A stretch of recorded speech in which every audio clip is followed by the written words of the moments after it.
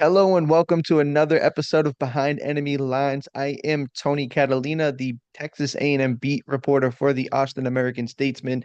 And like usual, we have another great guest with us. We have Lulu Kesin from the Greenville News. Lulu, how are you doing today? I'm good. How are you? Thanks for having me.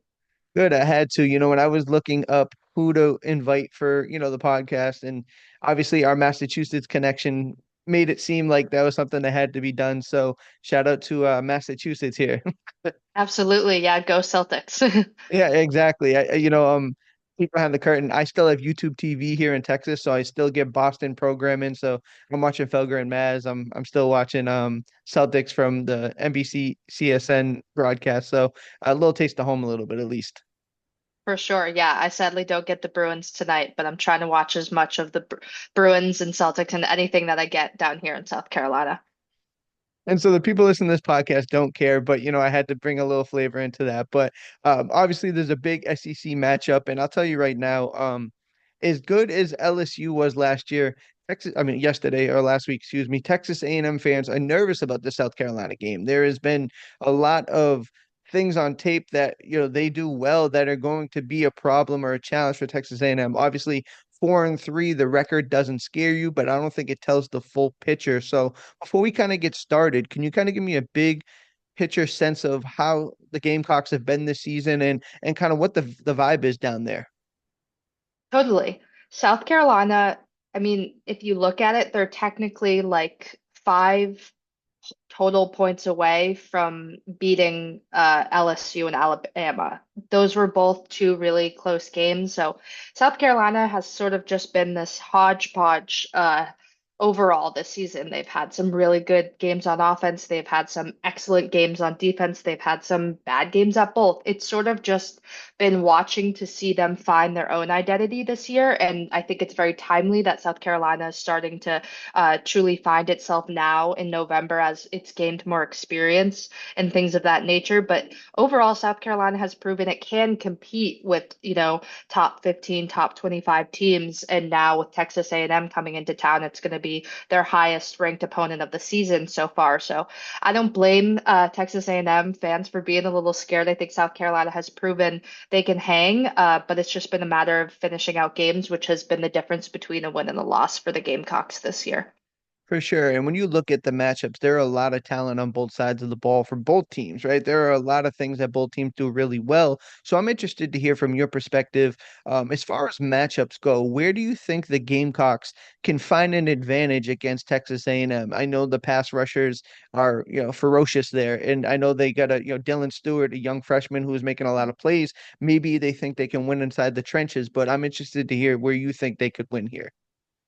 Well, I think the biggest thing is that South Carolina has been honestly phenomenal at stopping the run game all season. I think they have held teams in the SEC to like the second lowest amount of rushing yards per game this year. And obviously, running the ball is kind of the whole thing, the whole part of Texas A&M's offense. So I think if South Carolina plays the way it has all season, that's sort of where I'm looking at it and where I imagine a lot of South Carolina fans are looking at is that yes, Texas A&M is coming in with this really, really great run game and very, very physical. But South Carolina, they're at their best when they're stopping the run, and so it's a fun challenge, and I think that's a point of emphasis, sort of from a writer's perspective, but also probably from South Carolina's perspective as well. Debo Williams, the linebacker, talked about it a bit today.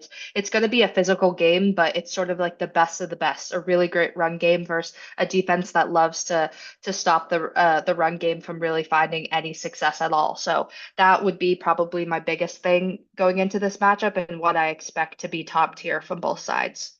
Yeah, and obviously the like we talked about, you said the defense, they're making plays, stopping the run, and obviously there is talent there. SEC football, it goes without saying, but there is a surprise with Dylan Stewart, right? A true freshman. This guy was it 4.5 sacks so far this season, and was that something that the coming into camp, people were like, all right, this kid's gonna come out of the chute like as a star, or is this something that kind of caught people by surprise? So I would say in the spring game in April, Dylan Stewart really caught attention. I believe he came in January. So he graduated high school early, was able to train with the Gamecocks in the spring season, and then he performed really well in the spring game. But that's kind of just a glorified scrimmage. You can't really tell, and he's playing against his teammates. So throughout the summer training camp, the question was sort of like, how is Dylan Stewart, this really rare young talent, going to fit into this very veteran defense? And South Carolina had Kyle Kennard coming in as an edge rusher that I would honestly say less people knew about than Dylan Stewart, so to speak. But I think that Dylan Stewart really started kind of catching attention towards the end of training camp. We're sort of, as reporters, all waiting for Shane Beamer to say if he would start or how much he would play or sort of what his role would become. And then I think it was just honestly undeniable after the Old Dominion game. And it was sort of hard to ignore him. But I can't speak on how necessarily, when he committed to South Carolina and what that was like. But I do know that Shane Beamer said like he could have gone anywhere. Like he was a true five-star recruit. He's from DC. He's not from South Carolina, and he chose to play for the Gamecocks. And so I think that no matter what the hype was before, that maybe Shane Beamer knew that the second he hits the field, the play is going to speak for itself. And that's sort of when everyone else, I would say, took notice. Yeah, for sure. I mean, as you look around SEC, there's impact players at freshmen, but all over the field, like Ryan Williams from Alabama. But Dylan Stewart is a true class defining talent, right? This is a guy who, he plays well enough. He's probably only going to play 3 seasons, right? Like he's going to end up being an early round draft pick. It's evident early, but somebody who doesn't have the fanfare, so to speak, or somebody who isn't getting that attention. Can you tell me who that person may be, right? There are some people that are, behind the scenes playing well and being successful, but probably aren't getting the shine. Who would that be for you in your mind? I would start by saying Demetrius Knight. He's a linebacker for South Carolina. He's had, I think, at least one like solo tackle in each game. He had a sack. He had the strip sack against Oklahoma that allowed Tonka Hemingway, D lineman, to score a touchdown. So, like, I would say Demetrius Knight as this transfer. He played 3 seasons at Georgia Tech and one at Charlotte, I believe. Like he's a veteran that is just doing everything for this defense. And obviously his stats aren't translating or showing up on paper the way Kyle Kennard and Dylan Stewart's are. But I think without him, a lot would go wrong. I mean, you watch the film and he just is everywhere he's supposed to be. I think he is a sponge to whatever defensive coordinator Clayton White says. And so I think he's just that absolute like calm veteran presence that has the same level of impact in the locker room as he does on the field. And I think obviously it's hard. The media is not hearing everything Demetrius Knight does in the locker room. So I don't fault anyone for that. But sort of a second one in that same vein would be Alex Huntley or Boogie Huntley. He's a D lineman that's just been at the core of this Gamecocks defense for years, and he's not going to have the stats that show up. But if it's not for him doing the right thing every play, then as Kyle Kennard said to us today, like he wouldn't be able to be in the position to get the amount of sacks that he does per game. So Dylan and Kyle definitely are the fancy names that you hear about a lot for this defense, but I think it's Boogie and Demetrius are two players overall that haven't garnered the same level of attention, but definitely could. Yeah, I mean, you say it right there. The guys who are unsung heroes that make plays, it's evident in the stats, right? Like the team stats are really doing well. Like obviously, you mentioned the run defense, really stout. It's going to be a strength versus strength this week when it comes to that in the Aggies rush offense. But it's good to see those guys who don't get shine, but are at least recognized in the statistical category. Shane Beamer knows who's making plays and so forth. But changing subjects a little bit, moving the other side of the ball. The Gamecocks are 68th in passing offense, scoring over 20, excuse me, total offense, scoring 28 points a game, led by freshman Lenora Sellers at quarterback. Can you kind of talk about Lenora Sellers as a quarterback, what he's been able to do, and kind of what this offense has looked like under him, under center right now? Yeah, so Lenore's has had a tricky start to his season, I'd say. Old Dominion, he admitted he was like, that was a lot faster than I thought. Like as a redshirt freshman, I think he played like he threw like 4 passes or something last year. Like he's basically a freshman. But then week 2 against Kentucky, he has like a weird hip injury that keeps him out for a quarter. And then he sprains his ankle the next week against LSU after having his best performance. misses a half, then misses the entire week 4 game. Then he's back against Ole Miss and he gets sacked 6 times. Like he has had his fair share of hiccups and a lot of things that have been out of his control that I think have kind of shaped his season thus far. That being said, I think as of late he's improving in a lot of ways. His best game, I'd argue, is still Alabama. Yes, like I won't shy away from the fact that they kind of lost that game on Lenore's 2 turnovers. Like it's just unfortunate that that will erase. I think he was like 23 for 31, like 238 yards, 2 passing touchdowns. Like he was playing Lenore Sellers football that I think everyone, especially he's a local kid, everyone had kind of talked about previously. But I do feel for him in the sense, and I think it's fair to look at it from the outside and see like Lenore's kind of overall season has been plagued by just like inconsistencies, whether that's his own play, like he's scrambled poorly and got sacked, or just threw the ball out of bounds, or there was one play where he just simply stopped running when he was very short of or like very close to getting the first down. So like you have these moments where you're watching him and you're like, okay, whoa, true freshman, or excuse me, redshirt freshman. But then on the other hand, you're like, okay, like there he is. He's connecting with his receivers. He's gaining more confidence. So the whole offense is just very young and in a way. And I don't fault Shane Beamer now for saying that, that excuse is over. But I think overall the offense has just dealt with a little bit more than the defense has. Clayton White's probably knocking on wood hearing me say that, but like that's sort of just been the name of the game for South Carolina's offense and Lenore's this year is just like dealing with different receivers, different running backs because of injuries or other reasons. Yeah, so obviously you talk about him being a local kid and some of the ups and downs of being a redshirt freshman. And obviously I know this doesn't mean anything. It's really not the end all be all. But what is the vibe around him with the fan base? Are the fans like receptive to him? Are they patient with him? Or like SEC fans can be rabid. Like they're ready for the next change if you're not successful. So I wonder what the vibe is about him around the campus. I would definitely say that they were receptive to him. However, I would argue that there could be more patience. I think a lot of at I think especially before the Alabama game, there's a lot of like, okay, Lenore's is out. We need a change. We need something else.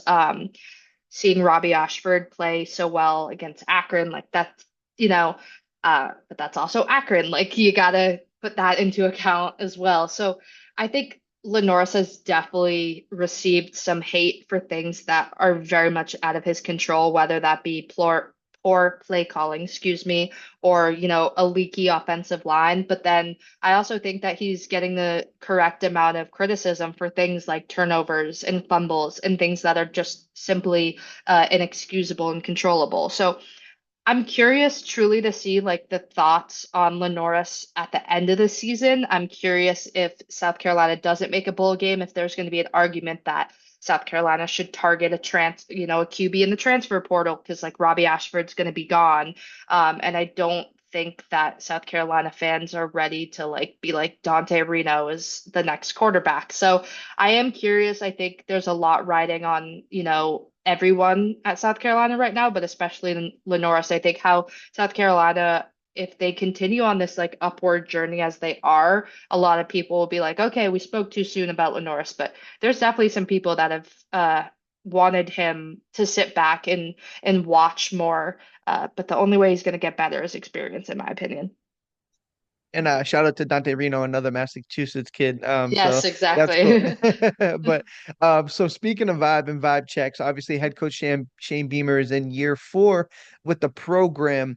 Obviously it's tough. It's tough sledding. I've said that a few times in SEC. Like if you're not a blue blood program, every year is going to be a struggle. I mean, Texas A&M knows that. If you're not Georgia, Alabama, things are, it's going to be up and down. But with that being said, what is the vibe around Shane Beamer? Is there hope for the future? Is his leash getting short? Like how do people feel about him there? From what I've seen, there's hope for the future. I definitely can't speak for every Gamecocks fan. I will say the majority of the heat I see Beamer catch is for hiring Dowell Lockins. I think that's where the leash is really short, and people have seemingly had it with his play calling this year. I'm not saying I've had it with his play calling. That's just kind of where I'm seeing a lot of like the Beamer negative energy go. I think a lot of people are like, that was a bad hire, that was a poor decision. It's biting him. It's proven to be too much for Dowell to handle, whatever the kind of comments are. Whereas in a way, Shane's in his fourth year. Like that's different from a third year. It's, a cycle of this transfer portal and recruiting and things like that. Like I think what's potentially helping him right now in this rocky season is recruiting. Like he seems to be still doing well in terms of bringing people in, bringing in consistent for some five-star recruits. For next season, he loses a lot. So I think that's where a lot of kind of the test for Shane Beamer in terms of environment, coaching, talent, everything like that, like is okay, he's lost half his defense. He's going to lose half his defense next year, and some key players. So I imagine that the energy that everyone has right now towards Dowell's play calling and Shane making the decision to hire Dowell may shift if Shane doesn't, show up next season, because then it's kind of like, okay, I don't know. In the beginning of the year, I kind of said like, is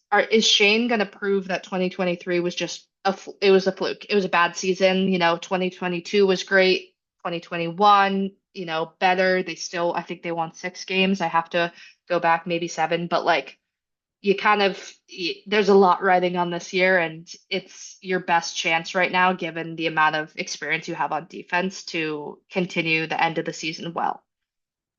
And trying to finish well obviously helps when you're at home, especially when you have the home field advantage that the Gamecocks does. Williams-Brice Stadium, it has a reputation of its own. So I kind of wanted you to explain it. Obviously, the 12th man, Kyle Field, gets respect. People understand the impact it makes, but can you kind of speak on what the home field advantage is for South Carolina and what the Aggies are walking into on Saturday night? Yeah, and obviously you can relate to this. It's just like a whole SEC football is a whole new game, and I don't want to say that South Carolina's environment is like nothing else, because truthfully, like I know that any SEC football stadium you walk into these days is going to be hard to play in. But yeah, I think truly it's the sandstorm. It's the pre-game kind of environment. It's a stadium rooted in tradition. I've never seen a stadium so consistent. Like even the week 4 Akron game, like everyone in the press box was like, "Ah, no one's going to show up to this," like whatever, and it's like every seat is filled. So I think especially with it being number 10 Texas A&M, like the Aggies can expect just volume and chaos. Like it is going to be loud. I've heard the press box shakes at times. I haven't been at a game yet where it's been like that. I mean, LSU was pretty close, I'll say that, but it was still like a noon kick. So I think like it's not going to necessarily be something so out of the ordinary, but like they do South Carolina's stadium people, they do everything they can to rattle the opponent, and especially like I've literally heard someone say I'd spend $100 for the last 15 minutes of the fourth quarter at Willie B. Like when they play Sandstorm again and everyone's rocking, like I expect this to be a close game, and if it is, the crowd environment I just think is going to be absolutely absurd. Yeah, and so I want to ask you, is the press box open air or is it closed off? It's closed. Yeah. Oh man, yeah. So same thing at Kyle Field. It's closed off, but you can, like you said, you can, and those stadiums get rocking. You can feel it swaying. I have no doubt that Willie B got that same type of impact. But before we get you out of here, I just want to ask if you got a article setting up and you don't want to spoil it, totally fine. But can we get a score prediction from you? What do you think? How do you think it'll shake out? Yeah. I would say I think it'll be a close game.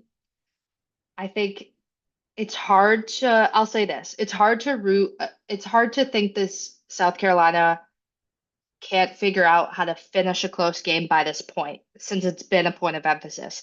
That being said, I just think Texas A&M is just unstoppable right now. And so I would predict and kind of lean more on like a 28-20 A&M win.